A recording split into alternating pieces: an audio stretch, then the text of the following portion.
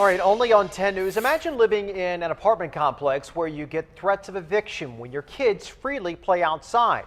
Well, that rule was the reality for dozens of Carmel Valley families. It's a story that Team 10 broke last year.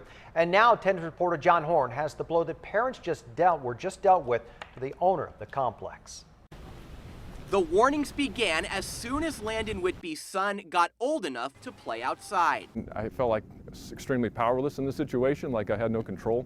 Over something he thought was every kid's right, to freely play outside, but not at Carmel Valley's Windwood Village complex unless an adult watched over. My kids would go out onto the grass right behind our apartment if they were playing with friends, and management would come and kick them off the grass, send them home.